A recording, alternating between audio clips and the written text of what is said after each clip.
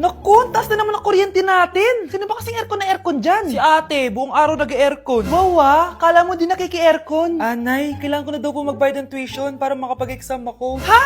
Bayarin na naman? Sige anak. Nay, due date na pala ng internet natin. Baka maputulan tayo. Oh, isa pa yan. Naku, sabay-sabay na. Oh, wala na naman pala naman to ref natin.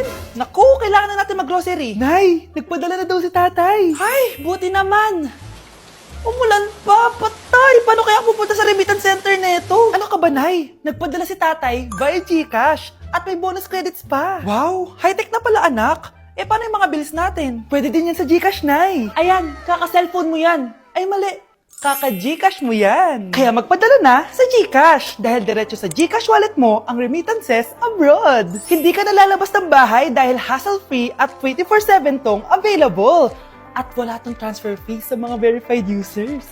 Just open your GCash app and go to your GCash wallet. Itap nyo lang yung cash in at go to global banks and partners. Hanapin mo lang kung saan remittance partner siya nagpadala. I-enter mo lang yung mga kailangan na details at makukuha mo na agad yung pera, o diba? Grabe anak, ang bilis na pala ngayon. O diba, Nay? Kaya mo? I-GCash mo! Iba na talaga ngayon, no? Nung panahon namin, ang layo pa ng pinupuntahan namin para makapagpadala. Hulaan ko, Nay, tumatawid pa kayo ng bundok at ilog, no?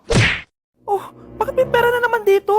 Pinamigay ko rin ibang pera kahapon Kakainis naman. Ma'am, may delivery po kayo. Oh, ano to? Pera na naman? Diyos ko, ayoko neto. Sa'yo na lang, kuya. Ayoko din po niyan, ma'am. Sa iba niyo na lang po ibigay. Sige na po. Ano ba yan? Ang dami ko ng pera eh. Nay, bakit 300,000 na naman yung binigay mong baon sa akin? Hindi ko pa nga nagagastos yung baon ko last week eh. Tapos binilan mo pa ako ng bagong iPhone at iPad. Bawasan mo yung baon ko Nakakainis ka. Huwag ka na magreklamo. Ang dami na nga natin pera eh. O eto pa. Hindi ko na alam kung saan ko gagastusin to eh. Ay naku, padala kasi ng padala ng pera eh. Tapon ko na lang to.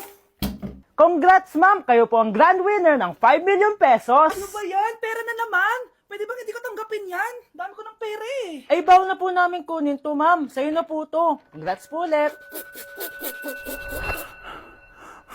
Ba't pa ako nagising? Sana ganun na lang yung problema ko. Nay! Oh, anak, napapalo ka? Nay, yung inaanak ko, nasa labas. Wala akong pera. Sige. Asan na kaya si Ninong? Ayun na siya, Nay! Oh, relax ka lang ako nang bahala. Ay, hello, sinong hinahanap mo? Nandiyan mo ba yung ninong ko? Wala siya. Ay, sayang, may ibibigay pa naman ako regalo sa kanya. Hi, inaanak, nandito pala ako. Nasaan na yung regalo mo? Yung regalo? Bago ko ibigay yon, ibigay niyo po muna yung utang yung Aguinaldo na 10,000. 10,000? Wala akong ganang pera. Wala po ba? O sige, uwi na po ako. Next year na lang po yung regalo nyo. Hala, na paano siya? Be, anong iniiyak-iyak mo dyan? Nagre-relapse ako, be. Nakita ko kasi mga favorite song namin sa Spotify rap results ko. OA mo, be. Okay, class. Kanina notebook to? Hala, diary ko ba yun? Sige, tatapon ko na to. Total, wala naman may-ari sa inyo, Ma'am, wait! Diary ko po yan. Oh, Scarlett. Pwede mo bang basahin sa buong klase kung anong laman ng diary mo? Babasahin? Ma'am, nakakahiya. Go, Bes! O ganito, Scarlett. Pag binasa mo yan, may plus points ka sa akin. Sige na nga, para sa plus points.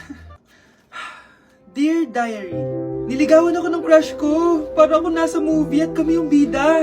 Siri, play Snow on the Beach. Ang harot kaya pala may Taylor Swift ka sa Spotify rap mo Ano ba? Ito na nga, next na. Dear Diary, nagselo siya sa boy best friend ko. Gusto niya na makipaghiwalay sa akin. Hindi ko kayang mawala siya. I will die for you. OMG! Hula ko. Nasa Spotify rap pa si The Weeknd, no? Eto na nga. Medyo masakit to. Dear Diary, balita ko, may bago na siyang girlfriend. At yung best friend ko pa yung bago niya. Paano nila nagawa sa akin to? Parehas silang traitor. Hala, okay lang yan, bes. Kaya, ayun. Nasa top song ko yung Kill Bill ni SZA. Magre-relapse na yan! Tumigil nga kayo! Class, tumigil na! Hello ma'am. Sorry I'm late. Nga pala, class. May bago pala kayong kaklase. Dear Diary, eto na ba yung binigay ng universe para sa akin? Hi classmates, my name is Jake. Ang pogi ng pangalan, tapos ang tangkad niya pa. Siya na talaga yung para sa akin. Sa mga nagtatanong, may jowa na po ako. And 3 years na po kami. Dear Diary, suko na ako. Ayoko na magjowa. Mamamatay na lang talaga akong single. O anak, magluluto na ako ng ulam natin. Anong gusto mo ulam? Pinakbet? Ayoko ng gulay na. Ayoko yung pinakbet na yan. Fried chicken? Nakakasawa na yung fried chicken na yan, Nay. Gusto ko yung may sabaw. Ang arte mo naman, anak. Anong gusto mo? Sopas? Sopas? Para naman tayo nasa lamay yan eh. Gusto ko yung may baboy. Ah, alam ko na. Sinigang na baboy. Ano naman yan, anak, ha? Ba't dumidila-dila ka dyan? Di ba alam yun, Nay? Si Alden? Diyos ko, kaka-tiktok mo na naman yan eh. Ano na naman pinapanood mo, ha? Ay, naku, mga bata ngayon. Nakakatakot na kayo. Anak, may bisita ka. Sino po, Nay? O anak, napano ka? Ba't parang nakakita ka na multo? Ah, wala, Nay. Ah, ma'am, kamusta naman po yung anak ko sa school? Isusumbong ko si Kyle sa inyo, ma'am. Ah, ma'am, bakit? May ginawa ba siya? Yang anak mo kasi. Ano po, ma'am? Napakagaling, oo. Masipag at matalino yan sa school, ma'am. Opo, tama, Nay. Ay, buti naman. Akala ko kasi kung ano na ginagawa nito eh. Kaso ano, ma'am? May mga kailangan lang ako itanong sa inyo, ma'am, kung totoo ba tong nasa test paper ni Kyle? Patay ako nito. Ah, o sige, ma'am. Unang tanong, anong pangalan ng nanay mo? Susan, ang sagot niya. Tama ba, ma'am? Tama naman, ma'am. Pangalawa, ano ang trabaho ng nanay mo? Ang sagot niya, housewife. Tama ba? Ah, oo, ma'am, tama. Okay. Pangatlo, ano ang gustong ginagawa ng nanay mo sa'yo? Pinaglulutuan, binibigyan ng baon. Tama ba? Oo naman, mahal na mahal ko yan si Kyle. Ano ang ayaw na ginagawa ng nanay mo sa'yo? Wala naman nakalagay dyan, di ba, ma'am? Kasi wala naman ako ginagawang masama sa kanya. Ang nakalagay dito ay palaging inuutusan. Pinapalo ng hanger. Anay! Binabato ng kaldero. Sinisigawan. Minumura. At pinapalayas. Tama ba, ma'am? Walang iya ka, anak. Halika rito. Nay, wag mo! Pinapalo pala kita ng hanger, ha? Halika rito, matatamaan ka sa akin. Nay, test paper lang yan eh! Ah, ma'am, kumalma ka. Kumalma? Kasalanan mo to eh. Ikaw una matatamaan sa akin. Sabi ko nakalayas na ako eh. Anak ko, binili ko to para sa'yo. Bagay sa'yo to. Ang ganda, di ba? Wow, Nay, ang ganda. Parang ang feeling yan pag sinuot ko yan. Sana may ganyan din ako kagandang damit kagaya ni ate. Ayan, marunong ka na magdilig, anak. Ang dali lang pala nito, Nay. I love you, anak. Mahal din kita, Nay. Sana may ganyan din kaming banding ni nanay. Ah, nagugutom na ako. Ah, Nay, may ulam pa? Ay, sorry, anak. Kinain na kasi ng ate mo yung ulam eh. Ah, sige, Nay. Di na po pala ako gutom. Sana pinagtitira din ako ni nanay ng ulam. Alam mo, Bes, favorite talaga ng nanay ko yung ate ko. Feel ko tuloy, ampun lang ako. Bes, what if hanapin mo yung birth certificate mo? Malay mo, ampun ka lang talaga. Asan yung birth certificate ko? Kay ate to ah. May stage 4 cancer si ate. Oo, anak. May cancer ang ate mo. Anay! Kaya palagi nasa ate mo yung attention ko kasi ine-enjoy ko lang lahat ng oras na nabubuhay pa siya. Nay, sorry kung nagduda ako kung anak mo ba talaga ako. Ngayon, alam mo na, anak. Ano, Nay? May cancer ako? Kailan niyo balak sabihin sa akin to, ha?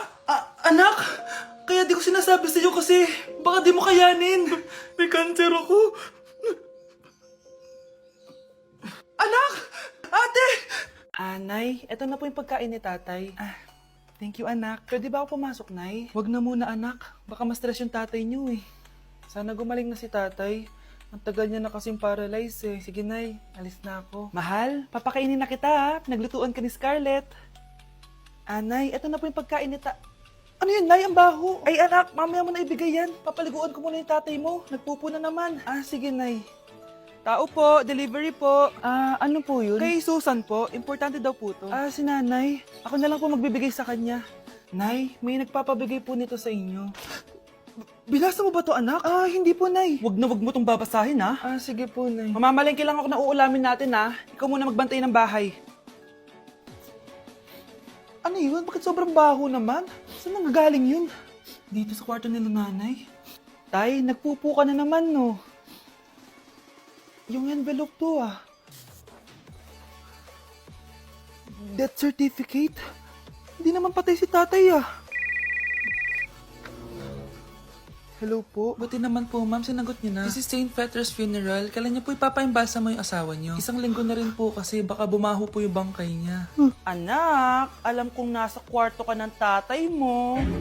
Si nanay! Anak? Yes po, Nay. Aalis ako, Nay, sama po ako. Natatakot po ako dito. Wag na, anak. Sandali lang ako, promise. Sige po, nay! few moments later. Anak, tignan mo yung nakita ko sa daan.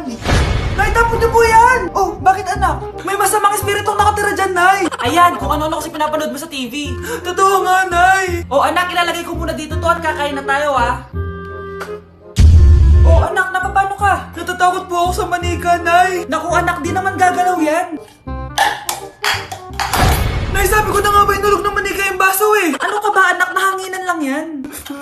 Alisin ko na nga yung manika para di ka na matakot. Nay?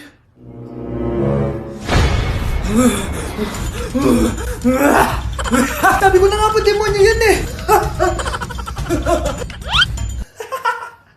Practice lang, anak. Anak? Nay, paalam na, di na ako babalik dyan. Hindi ka pwede mamatay. Pre, may kalaban sa mid, oh. Habulin nyo. Defend nyo